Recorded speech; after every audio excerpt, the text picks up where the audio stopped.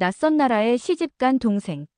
그리고 갑자기 걸려온 한 통의 전화. 동생의 놀라운 한마디에 뉴욕의 변호사는 한국이라는 나라에 대한 불신과 두려움을 안고 급히 비행기에 오릅니다. 과연 무슨 일이 있었던 걸까요? 지금부터 그 놀라운 이야기 함께 들어보시죠. 그 전에 잠깐 구독과 좋아요, 알림 설정 꾹 눌러주시면 영상 제작에 정말 큰 힘이 됩니다. 안녕하세요. 저는 엘리자베스입니다. 미국 뉴욕에서 변호사로 일하고 있습니다. 어느 날 평소처럼 사무실 책상에 앉아 서류를 정리하고 있었어요. 그때였습니다. 제 휴대전화 화면에 에밀리라는 이름이 떴습니다. 이 시간에?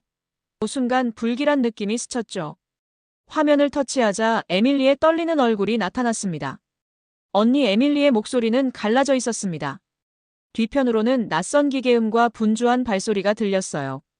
병원이 분명했습니다. 에밀리 무슨 일이야? 저는 자리에서 벌떡 일어섰습니다. 에밀리는 숨을 고르며 말했어요. 조산길에 입원했어. 순간 머릿속이 하얘졌습니다. 에밀리는 서울에 있었고 저는 임원 뉴욕에 있었어요. 더군다나 저는 한국 의료에 대해 솔직히 좋은 이미지를 갖고 있지 않았습니다. 15년 전 한국에서 여행 중 심한 식중독에 걸렸을 때의 기억이 생생했거든요. 당시 응급실에서는 영어로 의사소통이 전혀 안 되었고 의사는 대충 진찰만 하더니 약 몇 알을 주고는 돌려보냈습니다. 결국 상태가 악화되어 미국 대사관의 도움을 받아 다른 병원으로 옮겨야 했던 끔찍한 경험이 있었죠. 미국에서라면 이런 일은 상상할 수 없었을 겁니다. 언니, 여기 의사들이 내 말을 제대로 듣지도 않아. 모두 바쁘다고만 하고. 에밀리의 말에 저는 더욱 불안해졌습니다. 제가 전에 겪었던 일이 떠오르는 것 같았어요. 대학원 시절 한국에서 인턴십을 했던 6개월 동안 느꼈던 문화적 차이와 충격도 머릿속을 스쳤습니다. 업무 진행 방식이 너무 관료적이고 서류 처리는 비효율적으로 느껴졌죠. 특히 의료 시스템에서는 환자보다 의사의 권위가 지나치게 강조된다는 인상을 받았어요. 진료 시간은 턱없이 짧고 설명도 충분히 해주지 않고 질문하면 귀찮아하던 의사들의 모습이 떠올랐습니다. 미국의 메이오 클리닉이나 존스 홉킨스 같은 병원들이 얼마나 환자 중심적인지 새삼 깨달았던 순간들이었습니다. 언니 올 수 있어? 에밀리의 간절한 부탁은 제 심장을 움켜쥐는 것 같았습니다. 저는 망설이지 않았습니다. 눈앞에 있는 일이며 뭐며 모두 밀쳐두고 비행기 티켓을 예매했어요. 비행기 표를 결제하는 동안 손이 떨렸습니다. 가슴속엔 걱정과 불안이 뒤섞여 끌어올랐어요. 한국 의사들이 에밀리를 제대로 돌볼까? 그곳 의료 시스템을 내가 신뢰할 수 있을까? 3년 전 친구가 한국에서 입원했을 때의 경험담이 떠올랐습니다. 병원은 시설은 최신식이었지만 의사와 제대로 상담할 시간이 없었고 병실은 과밀해서 제대로 쉬지도 못했다고 했죠. 또 의료비 청구 과정이 불투명해서 나중에 예상보다 훨씬 많은 금액을 지불해야 했다는 이야기도 들었습니다. 그때 느꼈던 불신과 두려움이 다시 고개를 들었습니다. 미국이었다면 적어도 환자의 알 권리는 보장받았을 텐데 의사와 충분히 상담하고 모든 절차에 대해 자세한 설명을 들을 수 있었을 텐데 하는 생각이 들었습니다. 공항으로 향하는 택시 안, 창밖은 눈부신 오후 햇살로 가득했지만 제 마음은 먹구름이 낀 것처럼 무거웠습니다. 에밀리야, 제발 무사해야 해. 내가 가서 모든 걸 확인할게.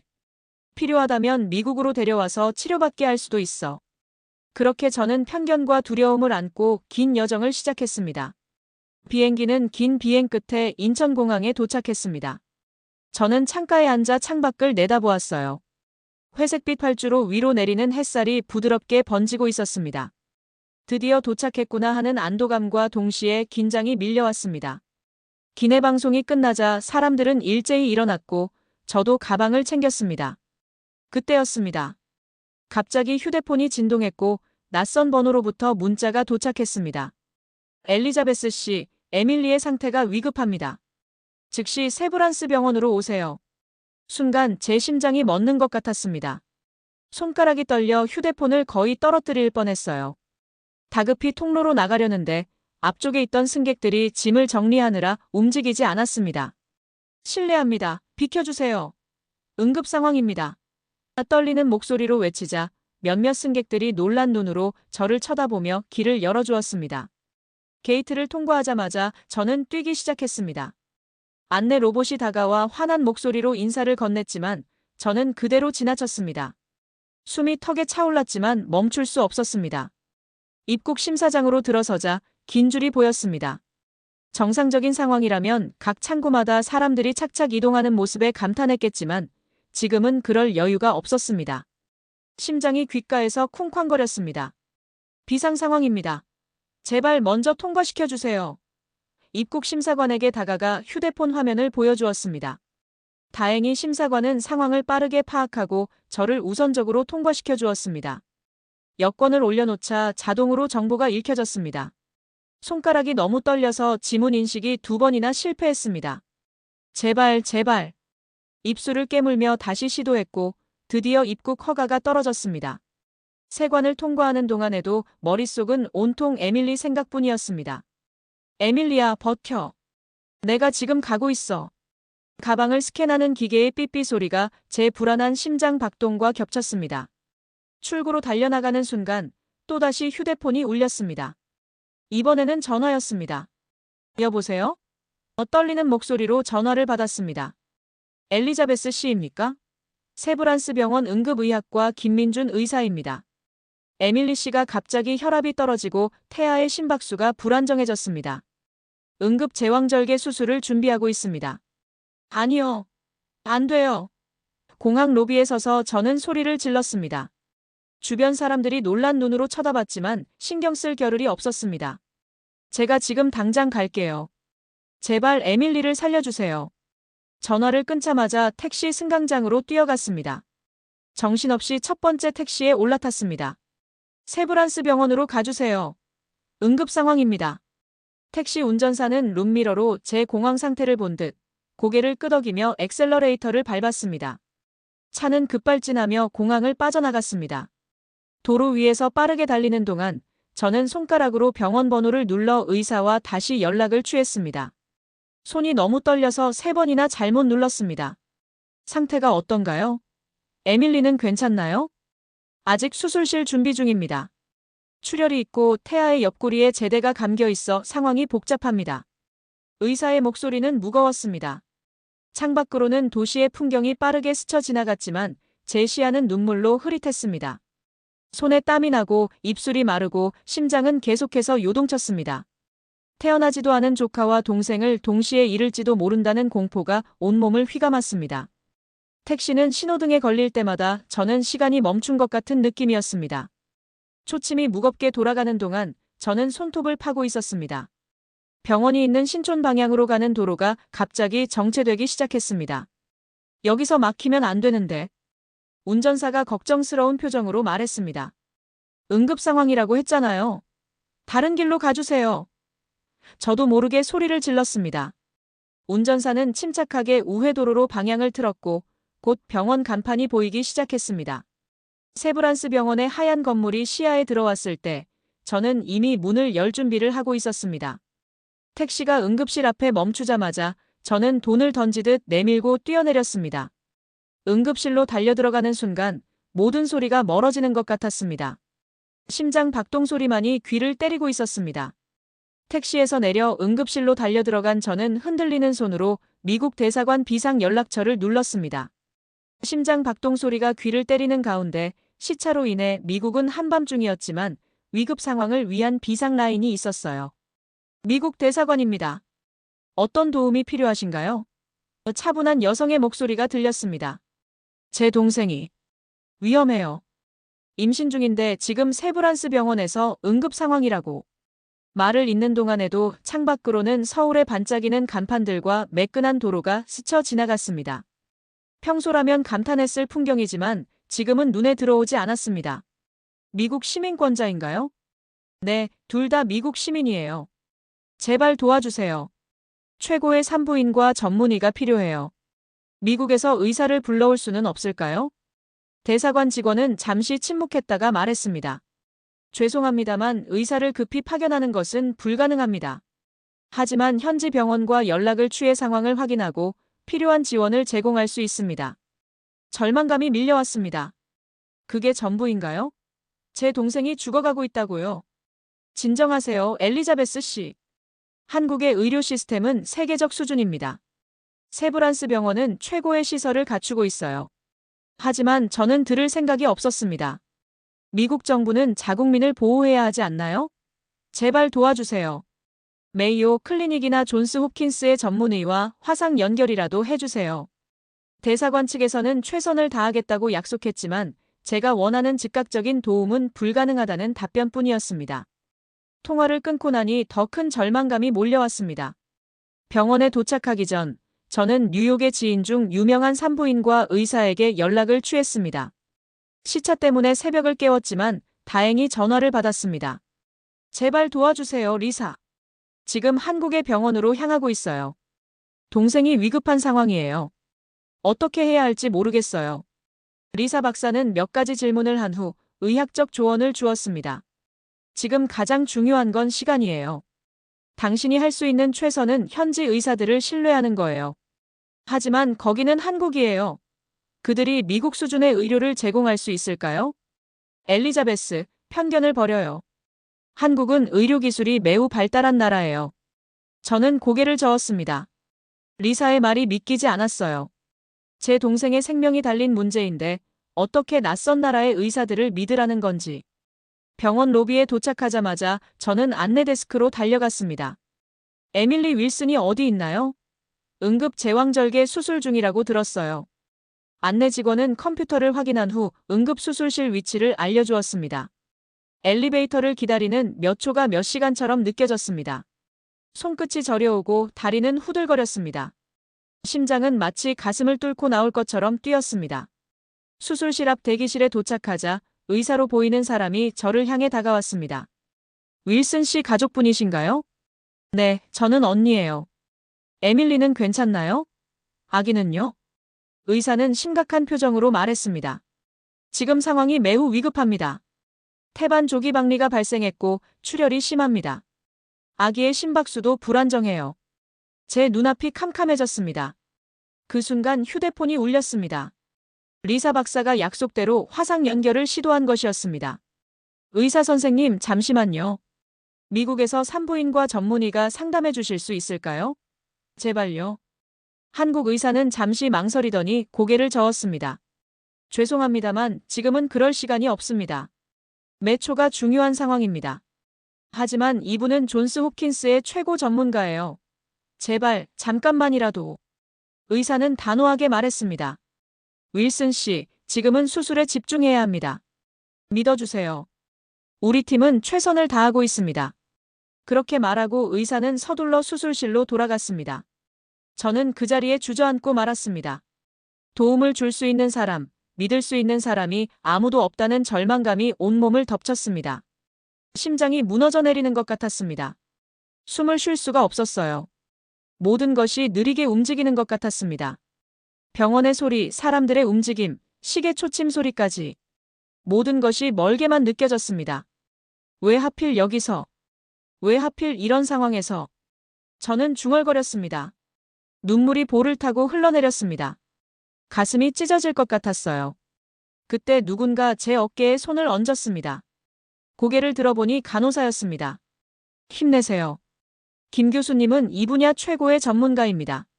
저는 고개를 저었습니다.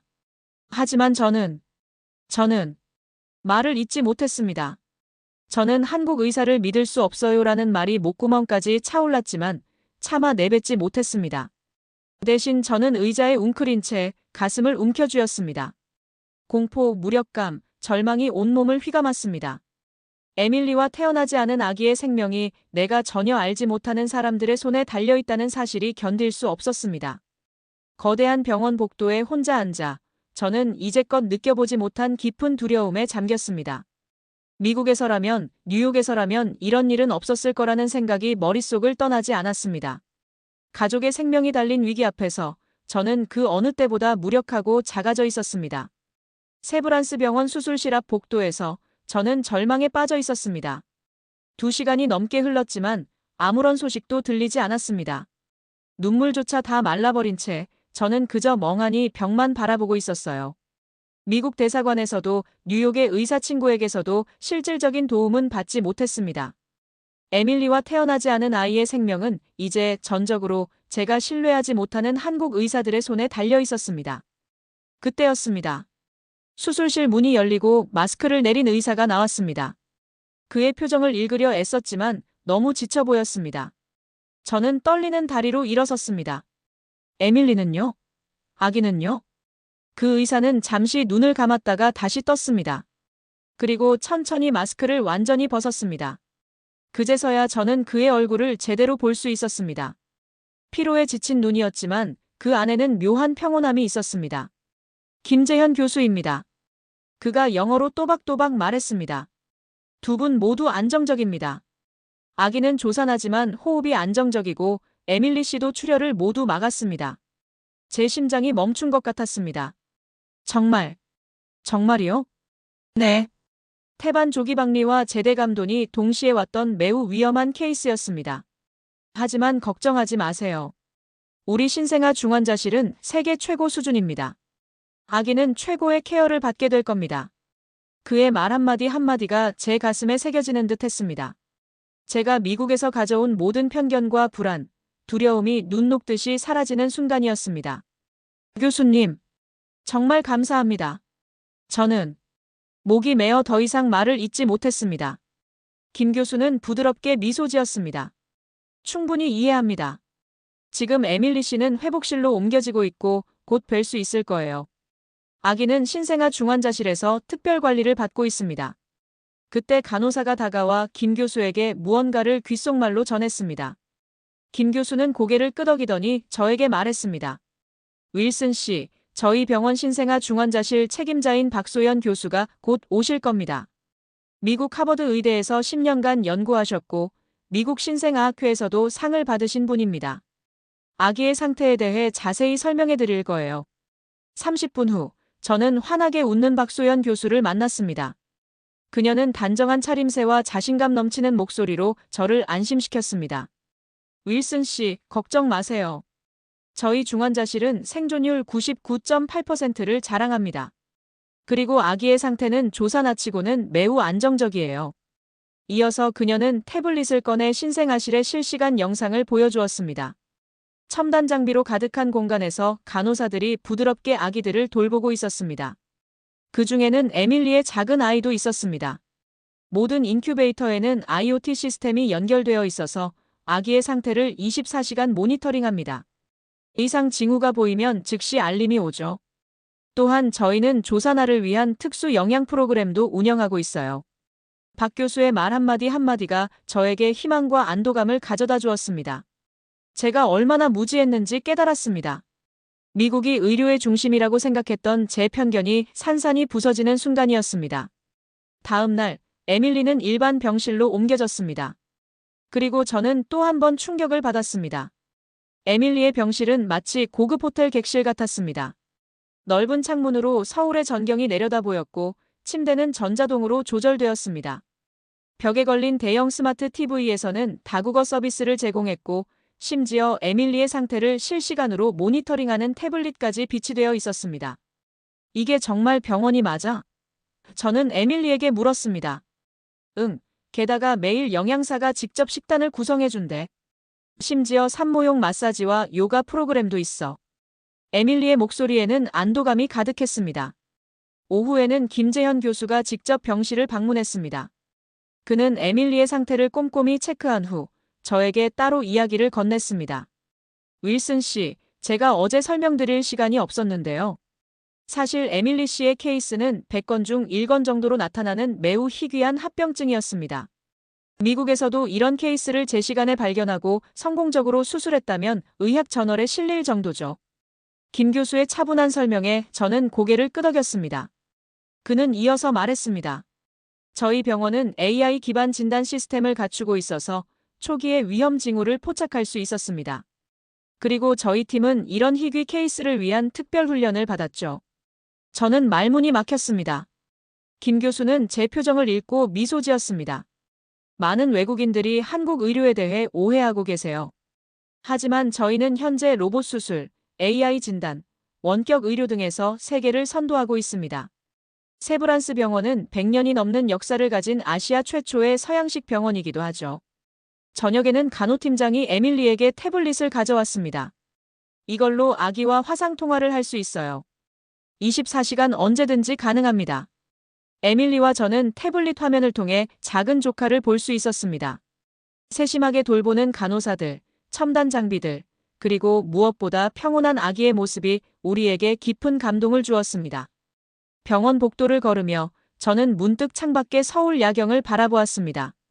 반짝이는 빌딩들, 정돈된 거리, 그리고 이 모든 것을 가능케 한 기술과 사람들. 제가 얼마나 편협한 시각을 가지고 있었는지 부끄러워졌습니다. 미국에서 온 저에게 한국은 그저 먼 아시아의 작은 나라였습니다. 하지만 지금 이 순간 제가 경험한 한국은 첨단 기술과 따뜻한 인간미가 공존하는 곳이었습니다. 그리고 에밀리와 아기에게 이보다 더 좋은 곳은 없을 것이라는 확신이 들었습니다. 언니, 괜찮아? 에밀리가 물었습니다. 저는 미소 지으며 대답했습니다. 응, 그저. 내가 얼마나 잘못 알고 있었는지 생각하고 있었어. 그날 밤 저는 병원 가족 숙소에서 처음으로 편안하게 잠들 수 있었습니다. 더 이상 불안도 두려움도 없었습니다. 오직 감사함과 안도감만이 가득했습니다. 며칠 뒤 에밀리가 퇴원하고 집으로 돌아왔습니다. 몸은 아직 완전히 회복되지 않았지만 얼굴에는 안도감이 묻어 있었습니다.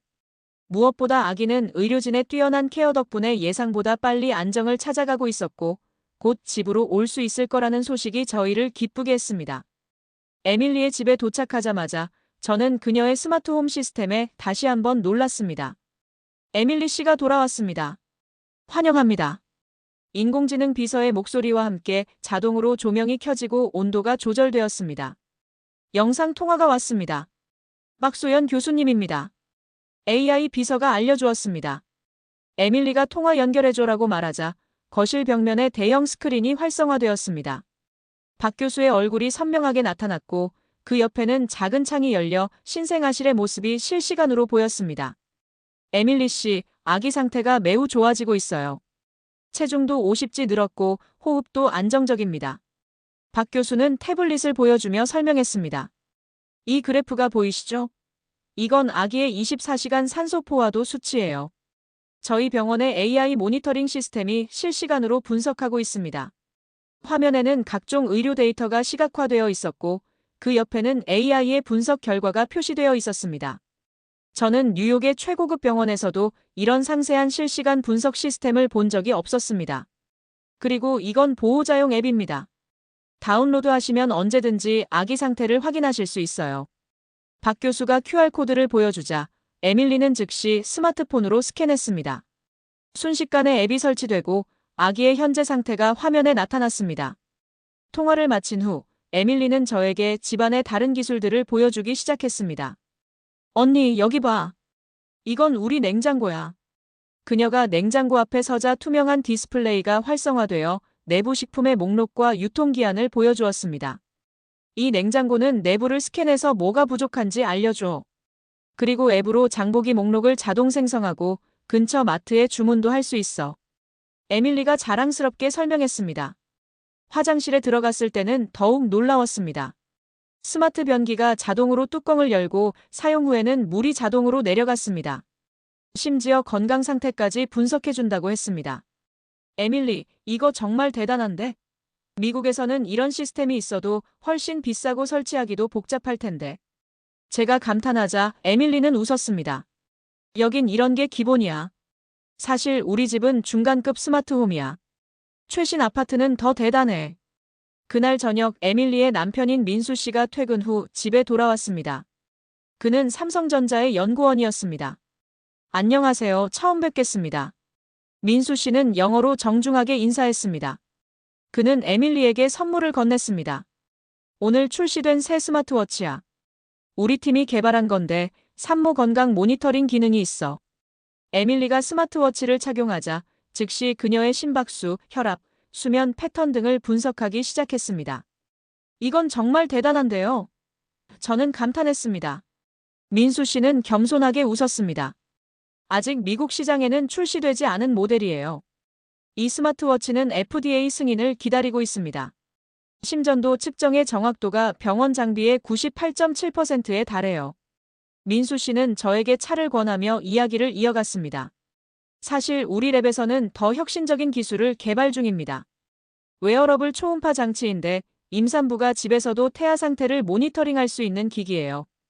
우리의 대화는 갑자기 에밀리가 살짝 몸을 떨며 중단되었습니다. 괜찮아? 제가 걱정스럽게 물었습니다. 조금 춥네. 산후에는 체온 조절이 잘 안 된다고 하더라고 에밀리가 말했습니다. 그 순간 놀라운 일이 일어났습니다. 집안의 AI 시스템이 에밀리의 말을 감지하고 즉시 반응했습니다. 산모 체온 변화 감지. 실내 온도 24도로 조정합니다. 온돌 시스템 작동합니다. 단 몇 초 만에 바닥에서 따뜻한 기운이 올라오기 시작했습니다.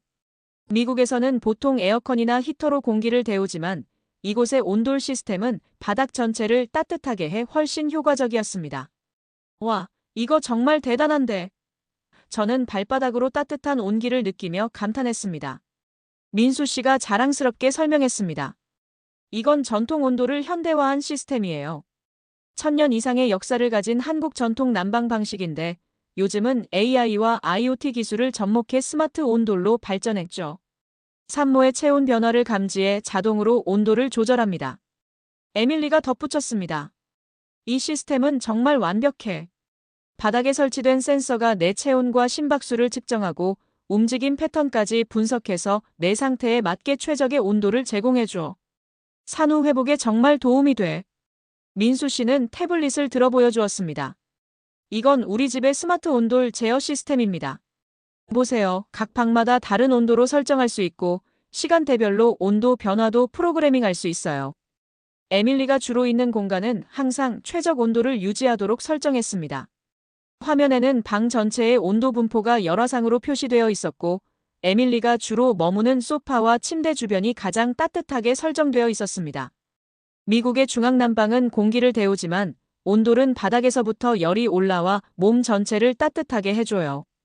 특히 산후 회복에는 이 방식이 훨씬 효과적이라는 의학 연구 결과도 있습니다.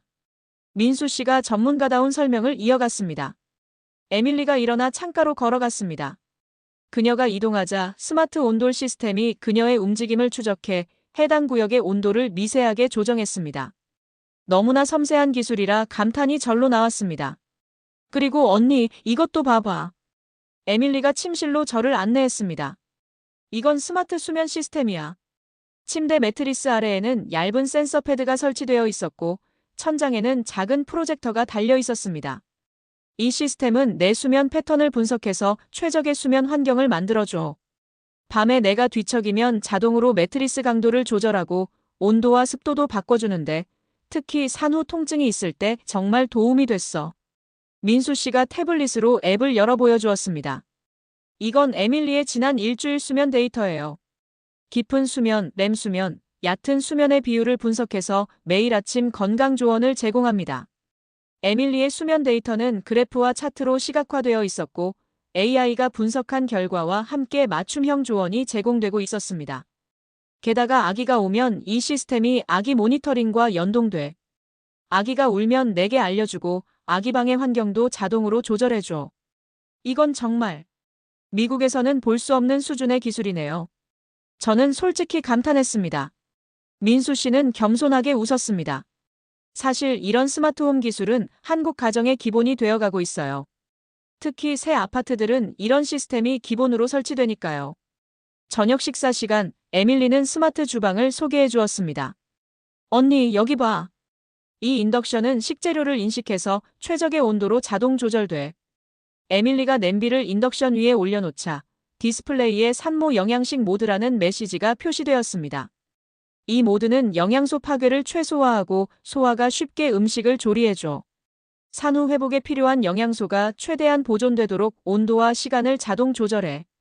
식사 후 민수 씨는 저에게 한국의 또 다른 기술 혁신을 보여주었습니다. 이건 저희가 개발 중인 신생아 건강 모니터링 시스템입니다. 그가 보여준 작은 패치는 아기의 피부에 부착하는 웨어러블 장치였습니다. 이 패치는 두께가 머리카락의 3분의 1에 불과해요. 아기 피부에 자극 없이 부착되어 체온, 심박수, 산소 포화도 수면 패턴을 모니터링합니다. 병원에서만 가능했던 의학적 관찰을 가정에서도 할 수 있게 해주죠. 이 기술은 미국 FDA와 유럽 CE 인증을 앞두고 있어요. 실제 임상 테스트에서는 대형 병원 장비와 99.2%의 일치율을 보였습니다. 민수 씨의 목소리에는 자부심이 가득했습니다. 미국에서는 아직 이런 기술을 상용화하지 못했어요. 저는 솔직히 인정했습니다. 이 정도 정확도와 편의성을 갖춘 가정용 의료기기는 본 적이 없어요. 민수 씨는 미소를 지었습니다. 한국은 IT 인프라와 의료기술의 융합에 많은 투자를 해왔어요. 특히 출산율 저하 문제를 해결하기 위해 산모와 신생아 케어 기술 개발에 국가적 지원이 이루어지고 있습니다. 그날 밤, 저는 창가에 서서 서울의 야경을 바라보았습니다. 반짝이는 빌딩들 사이로 수많은 가정에서 이런 첨단 기술이 일상적으로 사용되고 있다고 생각하니 새삼 놀라웠습니다. 미국이 기술 강국이라고 자부했던 제가 이곳에서 일상에 녹아든 미래 기술을 경험하고 있었습니다. 한국은 정말 놀라운 나라구나. 저는 중얼거렸습니다. 창밖으로 보이는 도시는 단순한 빌딩 숲이 아니라 첨단 기술과 따뜻한 배려가 조화롭게 공존하는 미래 도시였습니다. 특히 임산부와 신생아를 위한 기술들이 이토록 발달해 있다는 사실이 저를 감동시켰습니다. 뉴욕으로 돌아가면 사람들에게 이 경험을 어떻게 설명해야 할지 고민될 정도였습니다. 한국에 대한 제 편견이 얼마나 잘못된 것이었는지 이제는 분명히 알 수 있었습니다. 한 달 뒤, 드디어 기다리던 날이 왔습니다. 병원에서 에밀리와 아기가 모두 건강하게 퇴원할 수 있다는 소식을 들었어요. 저는 에밀리의 집에서 아기 방을 마지막으로 정리하며 그들을 맞을 준비를 했습니다. 오늘이 바로 그날이구나. 저는 중얼거리며 아기 침대에 이불을 부드럽게 펴고 모비를 한 번 더 점검했습니다. 한국에 도착했을 때의 불안감과 두려움이 거짓말처럼 사라진 지 오래였습니다. 현관벨이 울렸습니다. 문을 열자 간호사 한 명이 에밀리와 아기를 데리고 와 있었습니다. 산후 케어 서비스입니다. 윌슨 씨와 아기를 모셔왔어요. 에밀리는 작은 아기를 품에 안고 환하게 웃고 있었습니다. 언니, 우리 드디어 집에 왔어. 저는 감격에 겨워 그들을 안아주었습니다. 그리고 간호사가 가져온 것들에 놀랐습니다. 전통 산후조리 음식이 담긴 도시락 세트, 한약재로 만든 목욕용품, 그리고 아기를 위한 유기농 의류 세트까지. 이 모든 것이 병원 서비스의 일부인가요? 저는 놀라서 물었습니다. 네, 저희 병원은 산모와 신생아를 위한 홈케어 패키지를 제공합니다. 앞으로 2주간 매일 방문해서 산모와 아기의 건강을 체크하고 모유 수유 지원도 해드려요. 또한 한국 전통 산후조리 식단도 배달됩니다.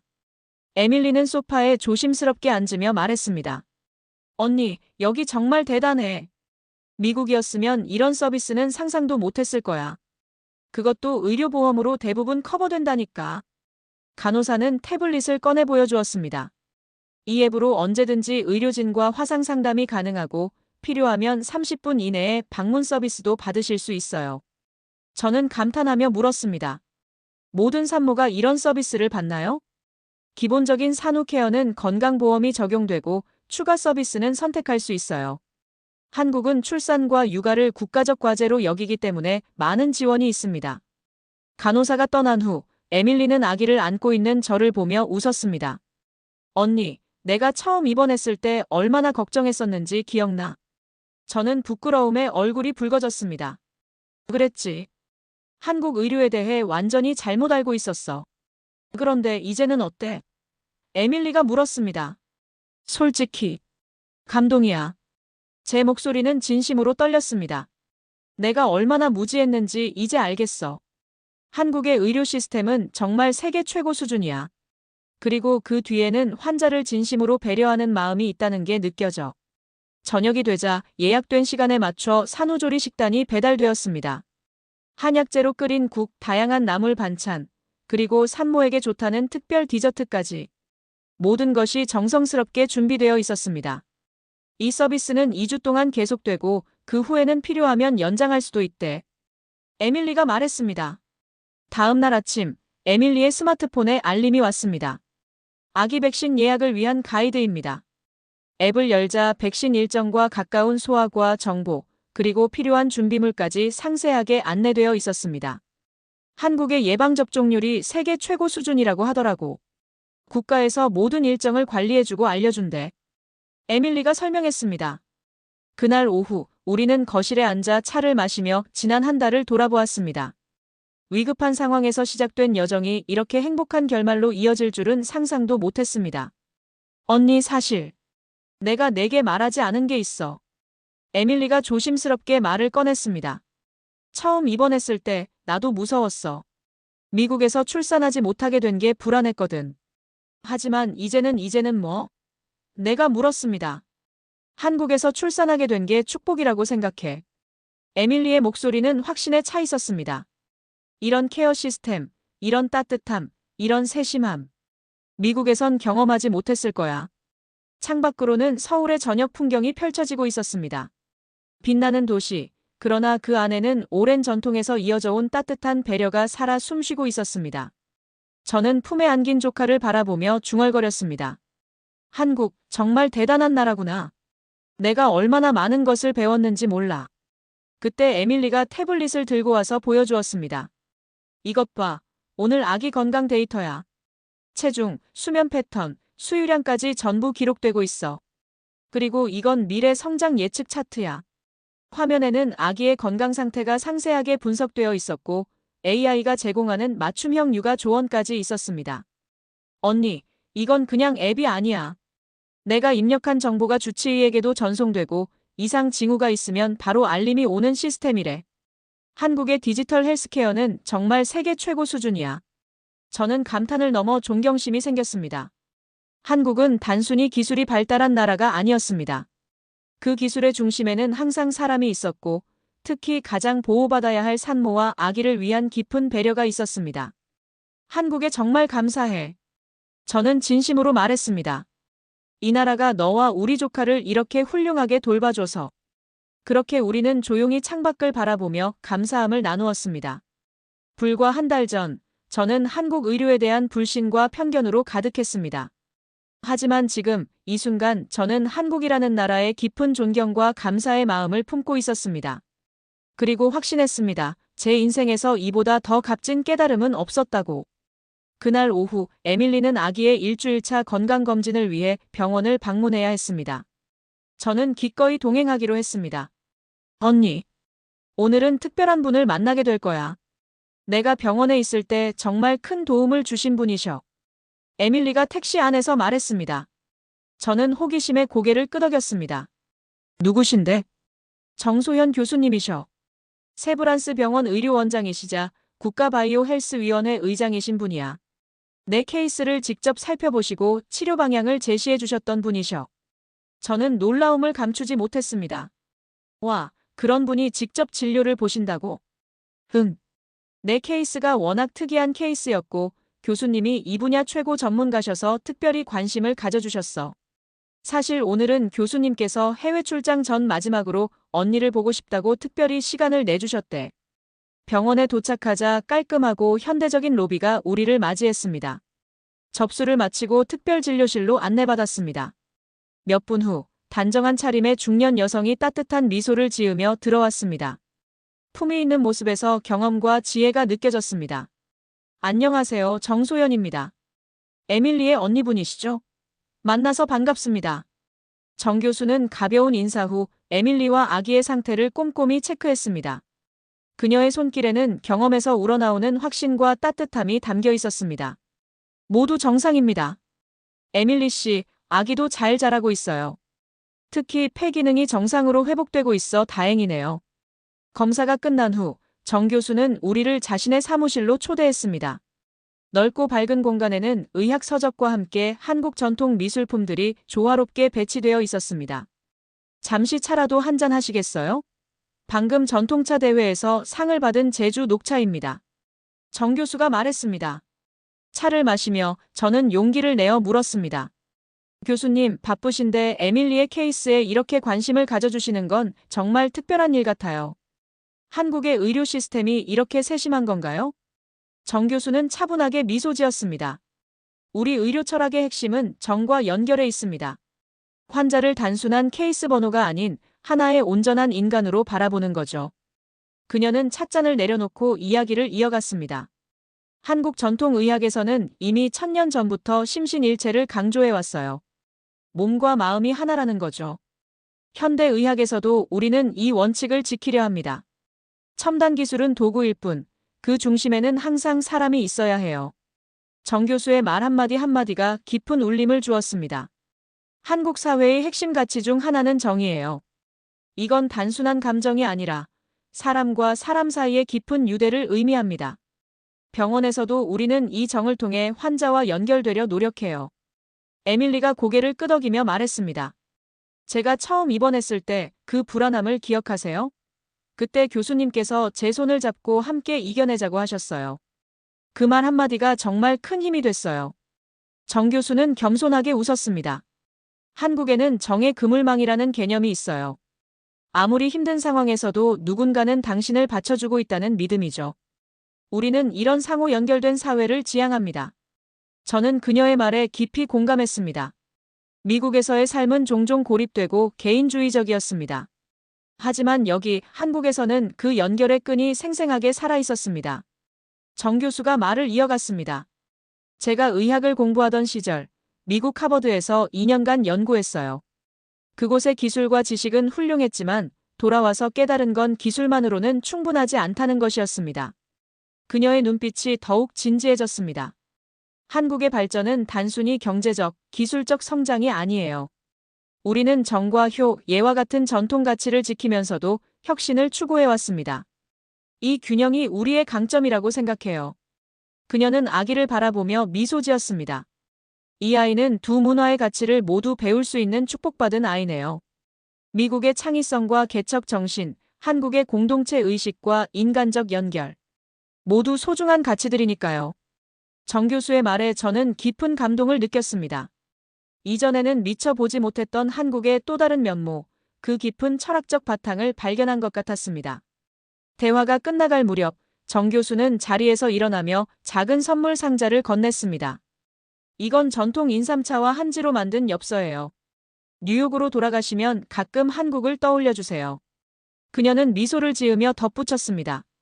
그리고 기회가 되신다면 다음에는 환자의 가족이 아닌 관광객으로 다시 방문하셨으면 좋겠네요. 한국에는 아직 보여드리고 싶은 것들이 많답니다. 병원을 나와 카페에 들른 에밀리와 저는 정 교수와의 대화를 되새기며 커피를 마셨습니다. 에밀리가 조심스럽게 물었습니다. 언니, 이제 한국에 대한 생각이 많이 바뀌었지? 저는 깊게 숨을 들이마셨습니다. 완전히 달라졌어. 처음에는 그저 발달된 기술에 놀랐지만 이제는 그 기술 너머에 있는 마음과 그들의 철학에 감동받았어. 사람과 사람 사이의 연결. 이건 기술로는 만들 수 없는 거잖아. 그리고 문득 결심했습니다. 에밀리, 내년 봄에 다시 올게. 그때는 한국을 제대로 여행하고 싶어. 북촌한옥 마을도 가고 제주도도 가보고 싶어.